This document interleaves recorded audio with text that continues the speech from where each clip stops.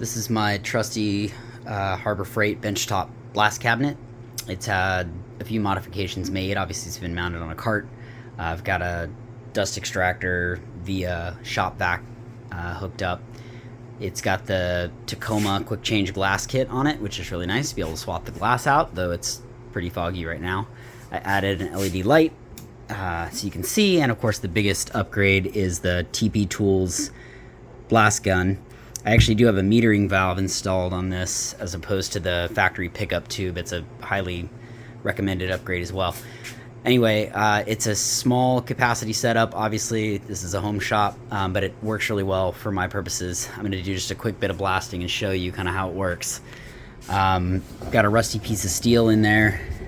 That square at the top there is 5 by 5, so that's 25 square inches. So we're going to see how long it takes to blast that.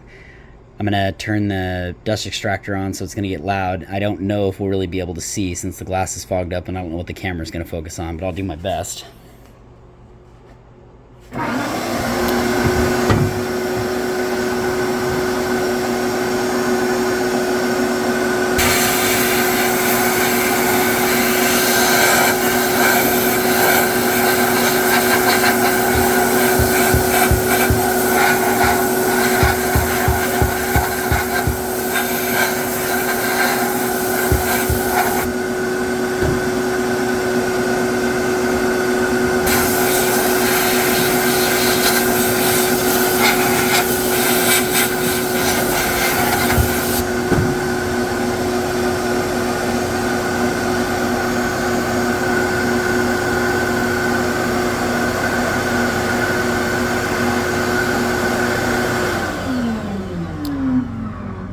Okay, so that was pretty quick. Obviously the small jet like that is a limited amount of blasting you could do at a time compared to a much larger jet, but it's also about limited amount of air, and that's kind of what we're here to talk about. So come over here, we're going to look at, this is an RCM Industries flow meter. It's calibrated to 100 psi.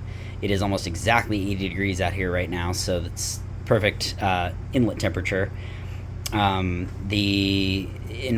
So most people blast it a lot lower than 100 psi. I think the lowest I usually see is like 50 psi, though I'm typically up closer to like 80 because I'm always in a hurry.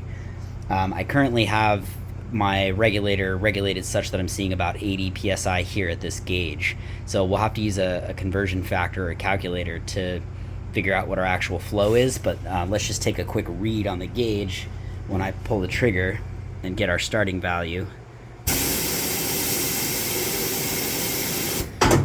So it looks like 15 and a half, we'll call it 15 and a half CFM at 80 psi. So we'll do some math to figure out what that converts to, and I'll post in the thread.